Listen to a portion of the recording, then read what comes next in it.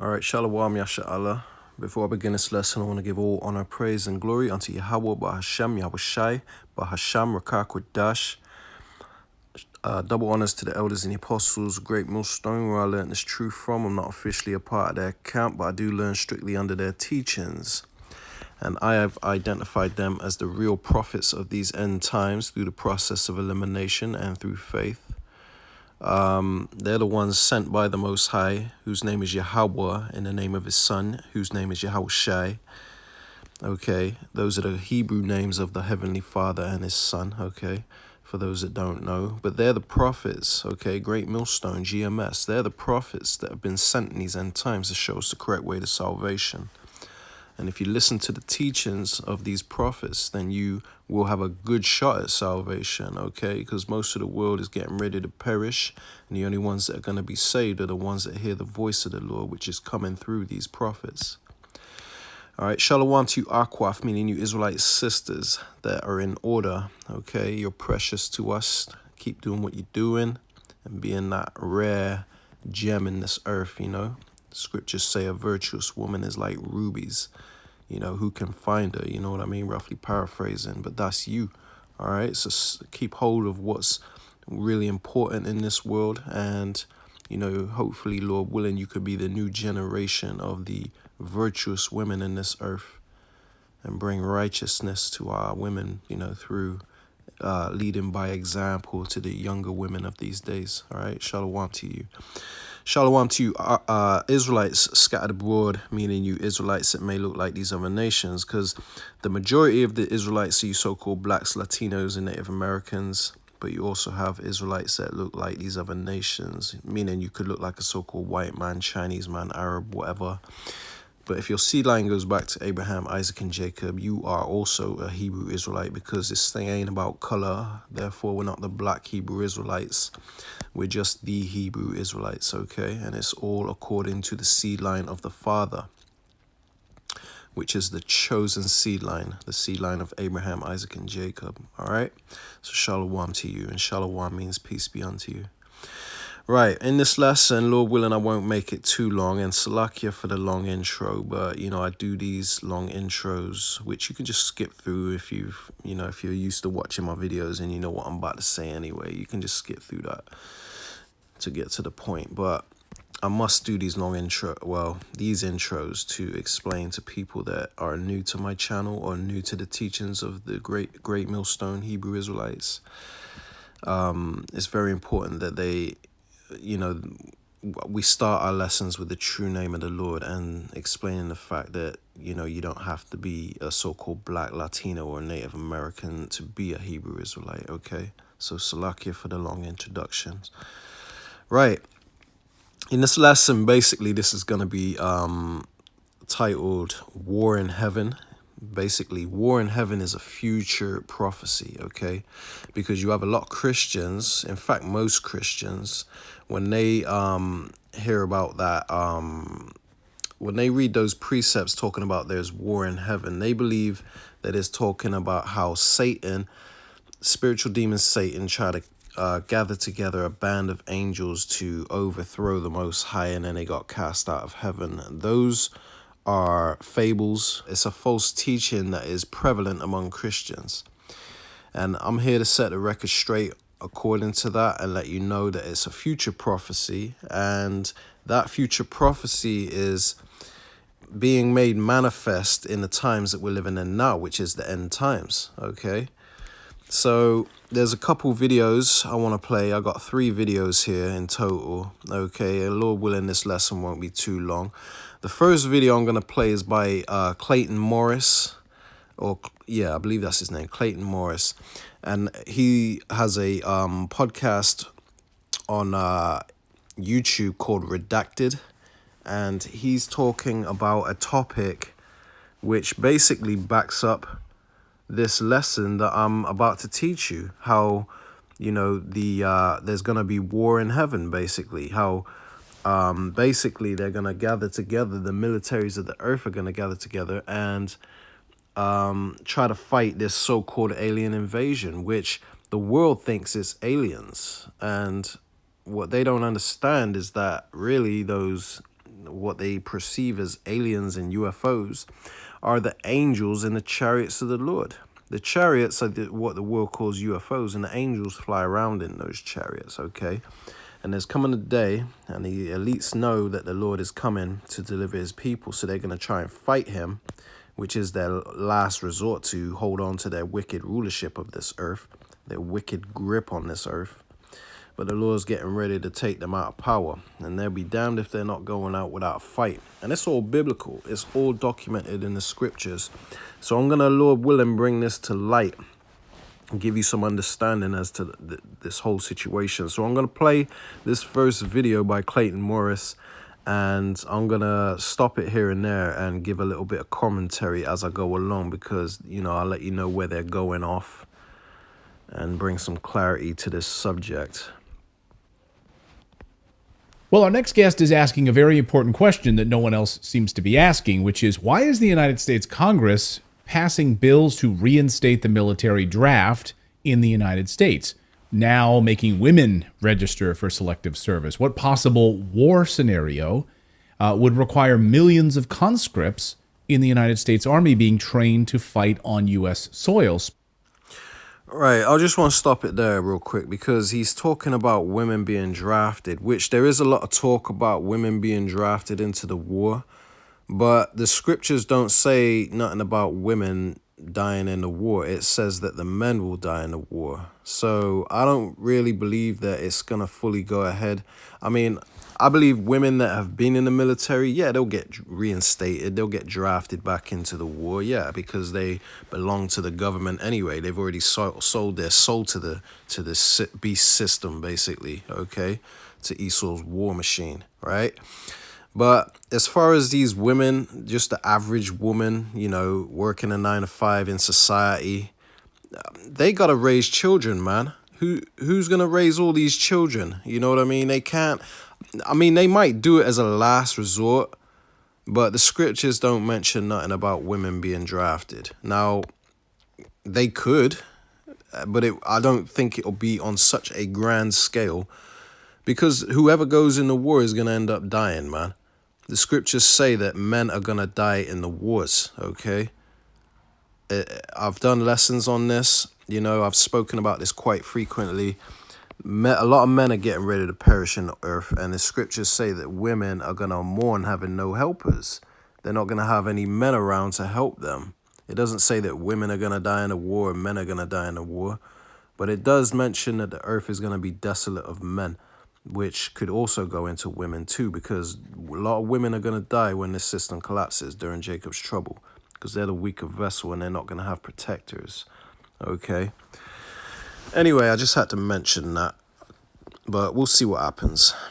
Specifically, and the reason we talk about U.S. soil specifically is because modern war uses all sorts of modern aircraft and drones.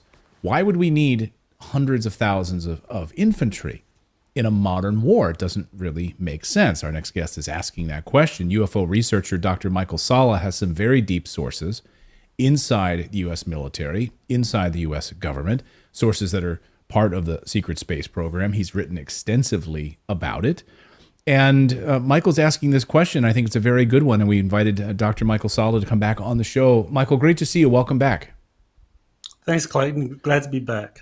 So I found your tweet and your subsequent conversation about this to be very interesting. And I think the timing of all of this is very interesting. So anybody who's watching right now who has sort of a skeptic's eye about this, I want you to be aware of false flags. Over the past week and a half, there have been a number of mainstream media publications, and they're all basically saying or asking the same question. And it's very weird, the timing that all of them are publishing almost simultaneously, asking the questions about, are aliens currently living amongst us?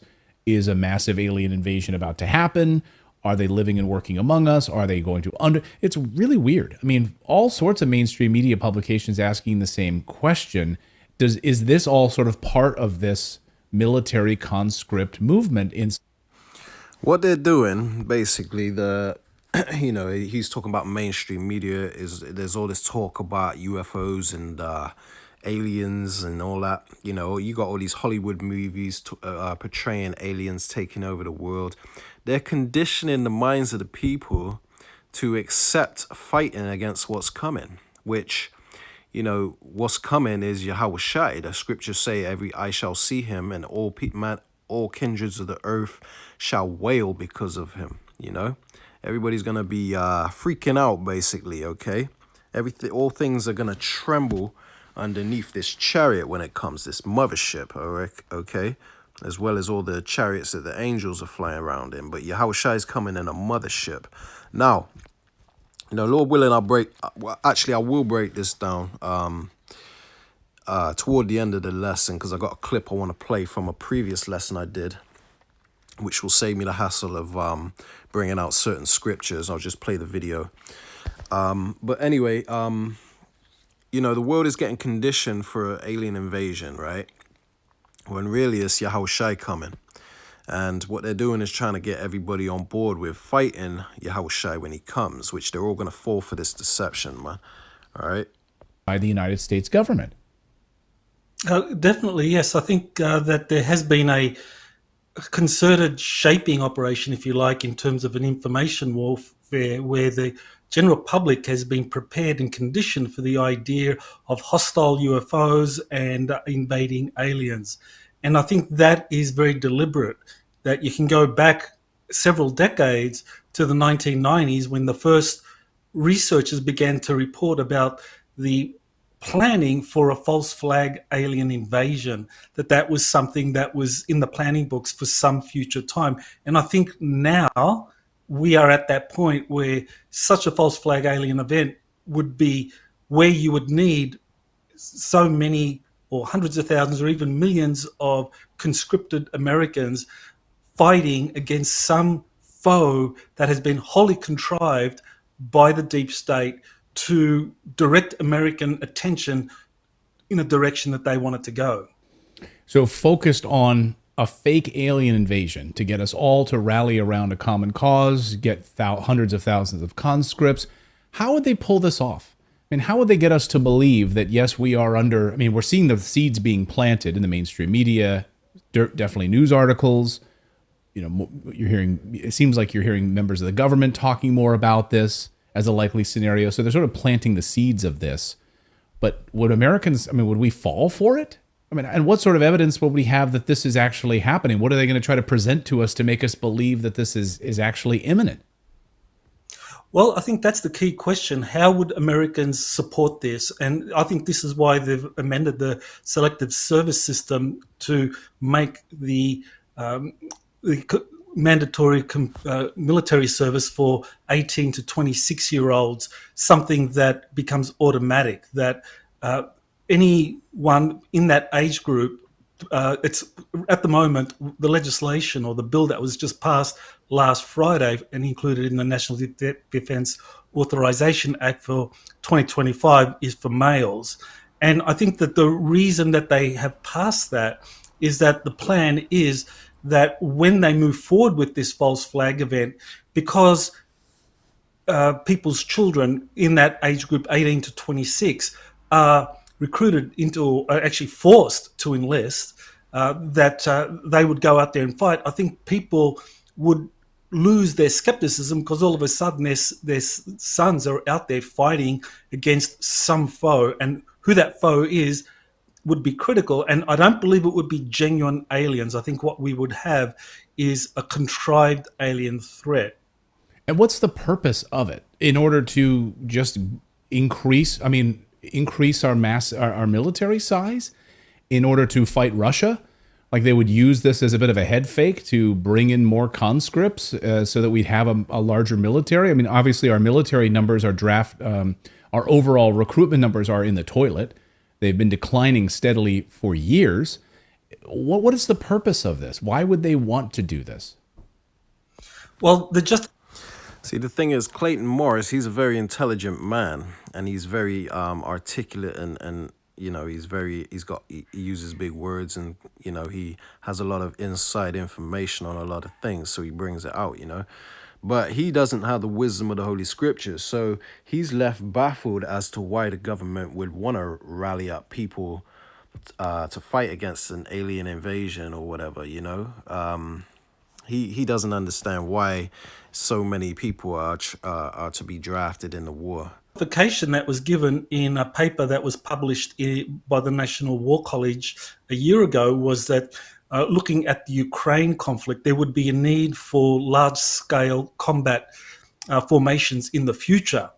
But I don't think that's credible, because if you look at Ukraine, if you look at China, any military involvement involving the United States military would not require large formations of infantry. I mean, you would need the Air Force for bombing. You would be using Marine Expeditionary Forces if they were there to defend Taiwan against an invasion. You would need large scale army combat formations. So I think what the real agenda here is that they want to create the foundation where there is this massive recruitment of hundreds of thousands or millions of young men to fight against a contrived threat. And I think that contrived threat would be aliens, extraterrestrials that are wholly contrived, that they wouldn't be genuinely from outer space. They would be these clones that have been manufactured in deep underground military bases. That's one of the things. That's crazy. So he thinks that that it's not going to be genuine aliens, which he's right about that. But he thinks that they're going to be clones that were made, like alien clones or something, that were basically created in a lab under the earth in a deep underground military base, man.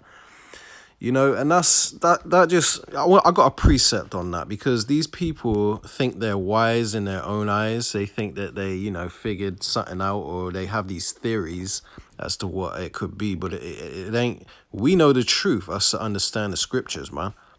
So this is 1 Corinthians 3:19. It says, "For the wisdom of this world is foolishness with Yahweh Hashem Yahushai." It says, for it is written, he taketh the wise in their own craftiness, right? So basically, the scriptures is where true wisdom comes from, The scriptures have the prophecies. It tells you what the future holds. It tells you what's going on in this world. And us, the election, have obtained it. Lord willing, I'd be a part of the elect, but the mysteries have been revealed to, them that the Lord is basically called and chosen, well, possibly chosen, but them that the Lord has given, the Lord has gifted certain people with the true understanding, is what I'm trying to say, okay? And, I happen to be one of them, and I'm thankful for that. So I'm going to bring out what has been revealed to me. This is why we do these lessons, okay? To, so that you that hear us are quickened, quickened in the spirit. You're made sharp. You get the understanding, Let me just quickly pull up another precept. All right, this is 1 Corinthians 1:27. In fact, I'll start 26. It says, "For ye see your calling, brethren," right? The brethren is the Israelites, and the brethren is basically them that do the will of the Father of the Israelites, okay? Which, All right, so it says, for ye see your calling, brethren, how that not many wise men after the flesh, not many mighty, not many noble are called. See, you got Clayton Morris, for example. He's he's got a big platform. A lot of people listen to him. He's wealthy. He's got a lot of knowledge and a lot of sources, and he's doing big things in this world. And a lot of people look up to him for information, which he does bring out a lot of good information that the prophets can filter through the scriptures and bring out to you to edify the sheep. But he's not called, okay? But, we're called, us that have the knowledge, wisdom, and understanding of the Holy Bible, which is the highest knowledge you can get in this earth. All right, it says in verse 27, "But the Most High, Yahweh Hashem Yahushai, have chosen the foolish things of this world to confound the wise." So basically, I would be considered one of the foolish, because I don't have this master's degree. I don't have elegant speech. I'm just a guy from the street working a normal 9 to 5. A small-time guy. I ain't rich. I ain't mighty. I ain't got a large following. I mean, I've just reached 10K on Instagram, but that's mostly heathens and patriots, redneck Edomites, man. But that don't know nothing. But anyway, so that don't really count. But I don't have a large following of important people in this world, man. All right. But it says in verse 27, I'll read it from the top again. But the Most High have chosen the foolish things of this world to confound the wise, to basically reprove the wise and tell them tell them the truth, tell them that their knowledge is garbage. It says, and the Most High, Yahweh Hashem Yahushai, have chosen the weak things of the world to confound the things which are mighty, and the base things of the world, which I would be considered, and people like me that teach the truth of the Holy Bible, that some people out there like to call us bums. You know what I mean? The bum camp, whatever. We're the foolish things of this world, okay? And we're the weak things of the world. And we are the base things of the world and the things which are despised. Okay, that would be considered us. So verse 28 from the top again. And the base things of the world and things which are despised, that's the prophets, have the Most High chosen, yeah, and things which are not, to bring to naught things that are. See? So basically, the Lord has basically used the people that people wouldn't imagine being the prophets to be the prophets. That's who he chose to be the prophets. The people that you think look like thugs, we're from the hood or whatever, you think we're bums, we need to get a job, whatever, man. People, the poor of the so-called blacks, Latinos, and Native Americans. The Lord chose us to confound the wise. And the people that are considered wise in this earth are these type of people. But we've got higher knowledge than them because we know what's going on. These people think that aliens are created in a lab underground.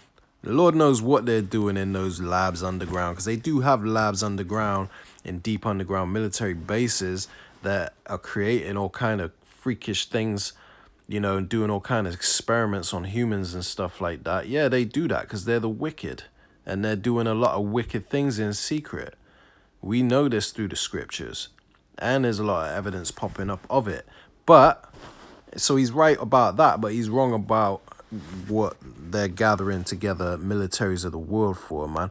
Why they're drafting so many people into this war. It's because they're getting ready to fight Yahweh Shai. And I'm going to prove this with scripture as we go along. Formations in the future. But I don't think that's credible, because if you look at Ukraine, if you look at China, any military involvement involving the United States military would not require large formations of infantry. I mean, you would need the Air Force for bombing. You would be using Marine Expeditionary Forces if they were there to defend Taiwan against an invasion. You wouldn't need large-scale army combat formations. So I think what the real agenda here is that they want to create the foundation where there is this massive recruitment of hundreds of thousands or millions of young men to fight against a contrived threat. And I think that contrived threat would be aliens, extraterrestrials that are wholly contrived, that they wouldn't be genuinely from outer space. They would be these clones that have been manufactured in deep underground military bases. That's one of the things that I have found again and again in my research, is that for over 50 years now, cloning technology has been developed to a very high degree. And so in these classified programs, in these dumb facilities, they're able to manufacture clone armies of what would look like aliens.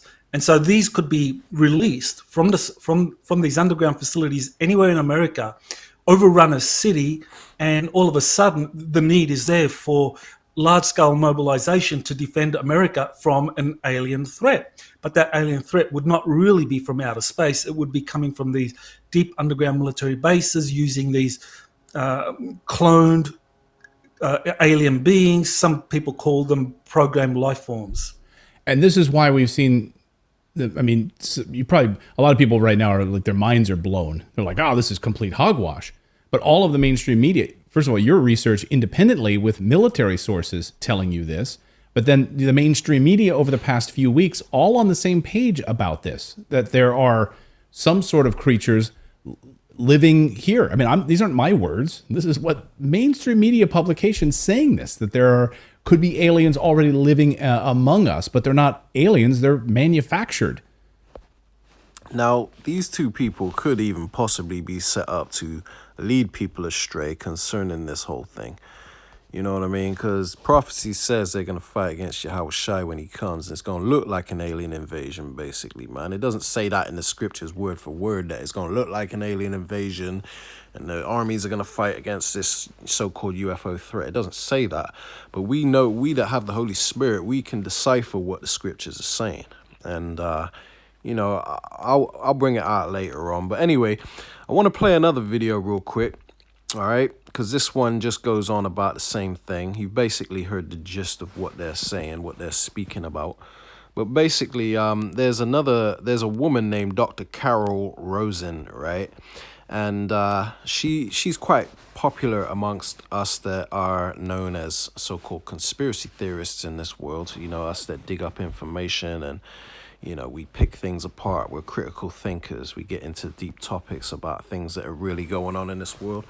Now, Carol Rosen is basically someone that said that some insider had told her that they were going to go to war with Russia. They were going to go to war with Iraq. There was going to be an asteroid threat. And the last threat was going to be the alien threat.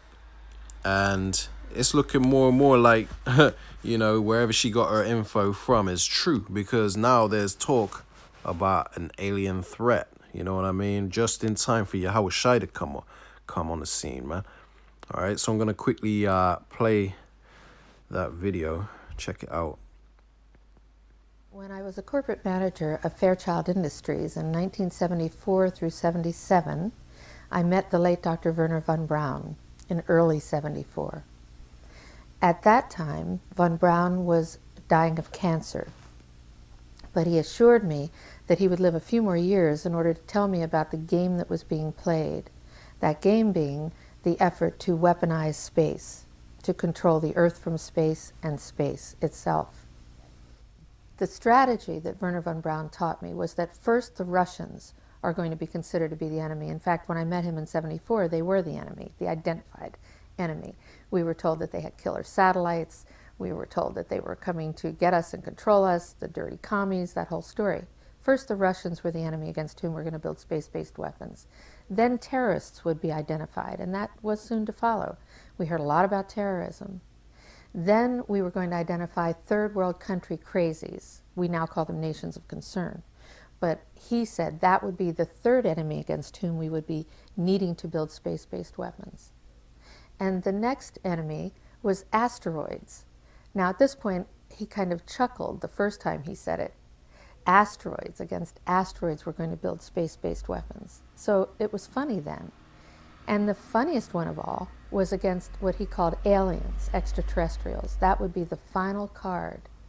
And over and over and over, during the 4 years that I knew him and was giving his speeches for him, he would bring up that last card. And remember, Carol, the last card is the alien card. We're going to have to build space-based weapons against aliens. And all of it, he said, is a lie. He didn't mention a timeline, but he said that it was going to be speeding up faster than anybody could possibly imagine. That the effort to put weapons in space was not only based on a lie, but would accelerate past the point of people even understanding it until it was already up there and too late. So basically, there's apparently going to be a threat of asteroids, which, you know, I've seen a few articles where they're trying to fearmonger people about. They're trying to cause fear, should I say, when it comes to the topic of asteroids and stuff. Oh, there was an asteroid that was, there was a near miss and all this stuff that they say. And, you know, we just have to take their word for it. So basically, they're coming up with all these excuses why they need to build space-based weapons. And part of the excuse is this war with Russia. They're saying that Russia has weapons in space that could do this or do that or take out the satellites or whatever. So basically, they need excuses to have weapons in space when it's all a lie, basically, is what she's saying, which I can believe that. Because basically, we're talking about Esau Edom, which is this deceiver of this whole world. And, you know, he all he does is lie, for one. And for two, they ain't going to admit to the world that they're putting space-based weapons in space to fight Yahushua when he comes, man. You know what I mean? They might say to the people in future, oh, we have to fight against aliens, and you know, they definitely might say that, because they've publicly and openly admitted that so-called aliens exist, that UFOs exist, at least they've told the world, okay, which they try to keep secret for the longest, but now they can't, because in these end times the chariots are popping up like crazy and everybody's seeing them, so they can't hide that fact anymore, so they have to address it. But you know, it ain't by choice, it's by force. They have to address it. Now, one thing Clayton Morrison said earlier was something to do with, you know, that what they're gonna they're gonna have get the earth together to fight against a common threat, which a guy named Ronald Reagan, he mentioned that in the past.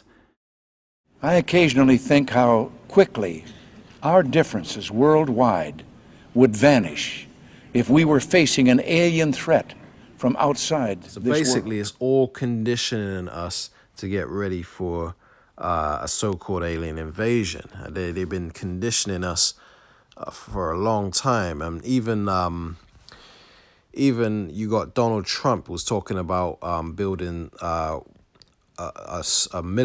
new branch in the military called the Space Force, to fight against enemies and stuff. That it was a new requirement. They were going to have to build a new branch of the military. Like you got the Air Force, Army, Marines and all that. Now they need a Space Force, okay? Because they need weapons and they need, you know, military to fight in space, okay? So they're saying it's the new war fighting domain. Because space is the world's newest warfighting domain.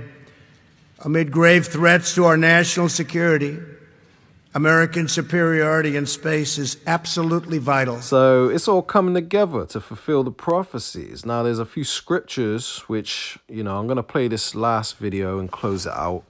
But basically, this will break it all down. I did this lesson in the past, but I don't think a lot of people have seen it. So I've clipped this section of the video and of the lesson, and you know, this was done a few years back, but you know, I'll go ahead and play it for you. All right, so check it out. The book of 2 Kings has got a lot of things about chariots. The book of Revelation, chapter 12, verse 7, and it reads, "And there was a war in heaven. Michael and his angels fought against the dragon, and the dragon fought against his angels, and prevailed not, neither was their place found any more in heaven." So that's talking about your Space Force. You know, when they go up and try to fight these celestial crafts, which we know as the chariots, they're going to be wiped out completely. The pride of this devil, Esau, thinks that he can create a Space Force to contend with that force. He's absolutely out of his mind. You're going to match that right now. How you think the one that created everything is going to be beaten by a damn Edomite with his little poxy little Space Force, man? By his creation. The hell, are you crazy? Like, what is this guy thinking, man? And this is the man ruling over us right now. Absolute madman. Yeah, and I'm going to just finish up verse 9 as well. It says, "And the great dragon was cast out, that old serpent called the devil and Satan, which deceiveth the whole world. He was cast out into the earth, and his angels were cast out with him." So that's talking about Esau's fall.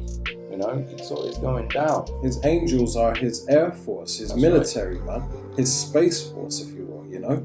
His poxy little Space Force, man. It makes you laugh, really, thinking about it. Like, you really going to create a Space Force to come up against the Most High? And it describes it right here in the Bible. This is why we know what he's up to.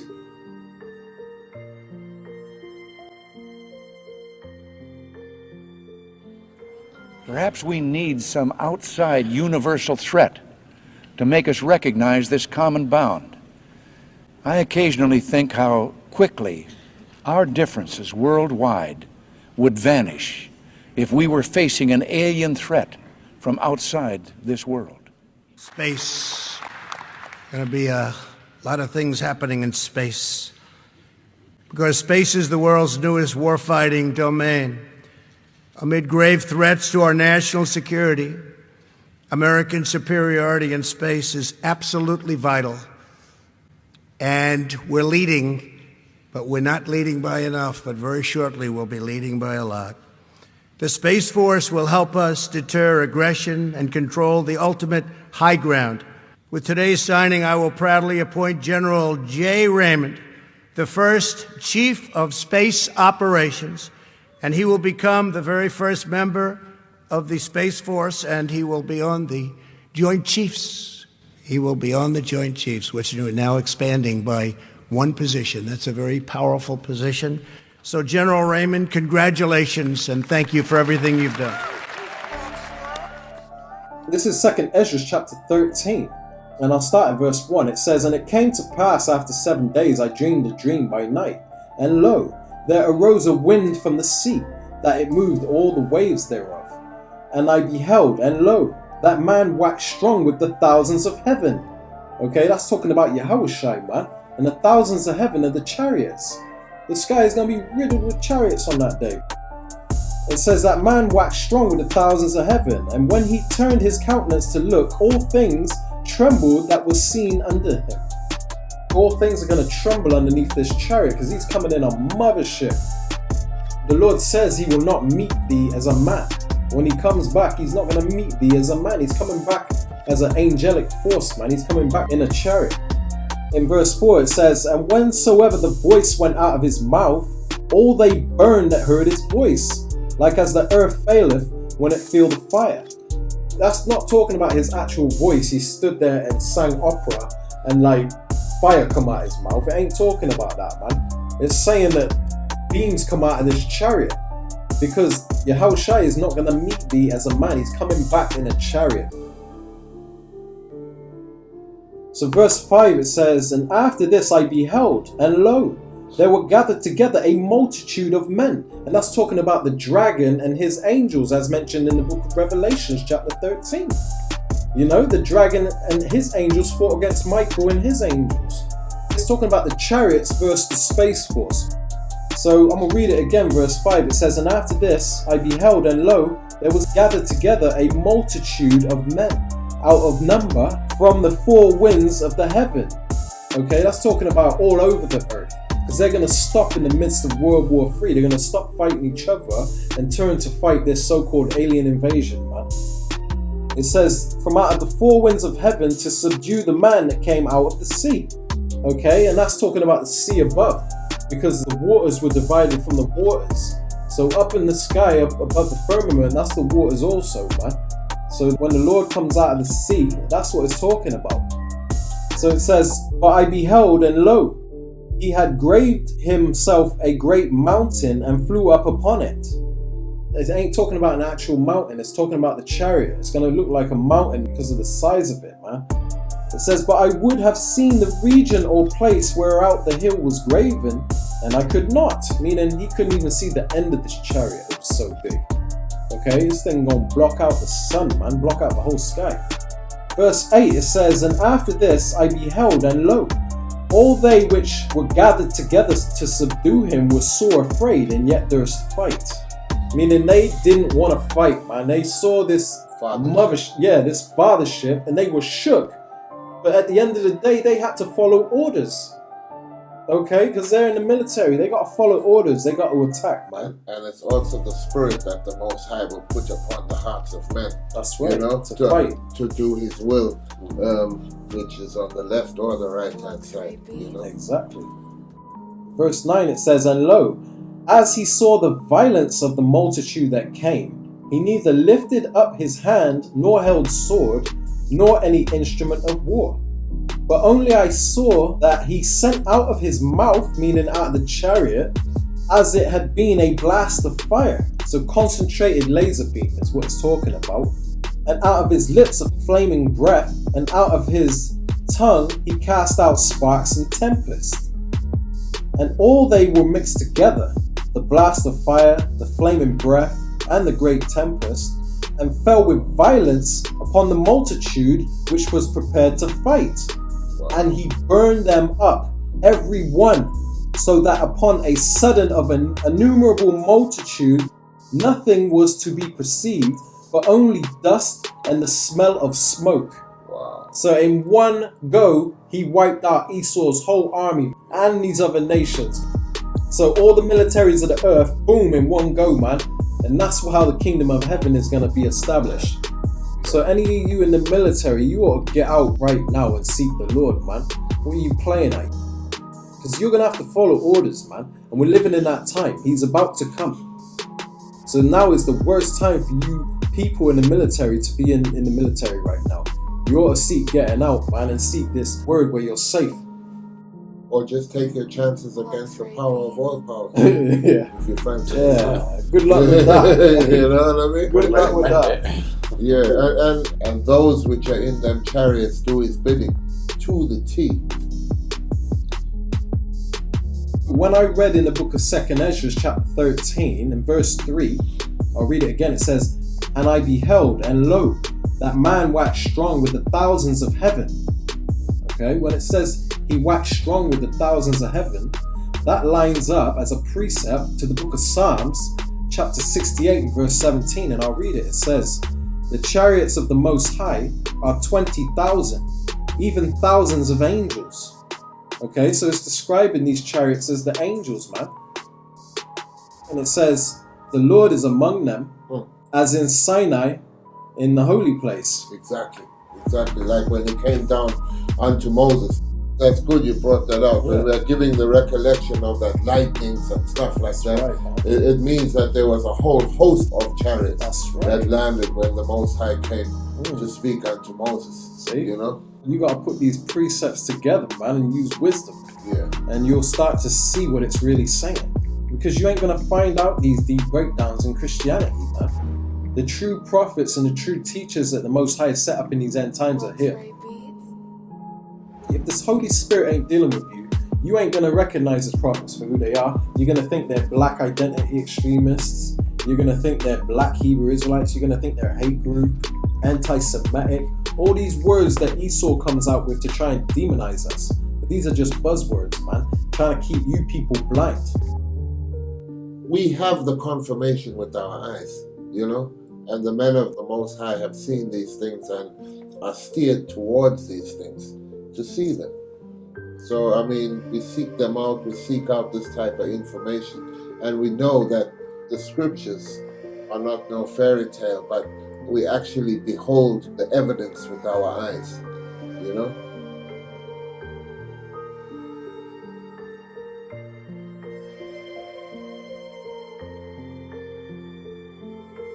This is the book of Isaiah, chapter 11 and verse 4. "But with righteousness shall he judge the poor, and reprove the equity for the meek of the earth. And he shall smite the earth with the rod of his mouth, and with the breath of his lips shall he slay the wicked." Okay, so that's just as we read here in the book of 2nd Ezra 13 and 10. Okay, so that's a precept, man. Just in case you lot are actually paying attention and taking notes, which would be a wise thing to do. Because we're dropping gems right here, okay? You ain't gonna learn this in Christianity, man. So now you know what the chariots of the Lord are, and now you know what Yahushua ascended up into the heavens in. It was an actual spaceship. See how it's starting to make more sense? This Bible ain't starting to sound like fairy tales now, is it? Because it's been proven that these things do exist. And what else could they be other than the Most High superior technology? If the Most High created all things, then where did these things come in? Obviously, they got to be biblical.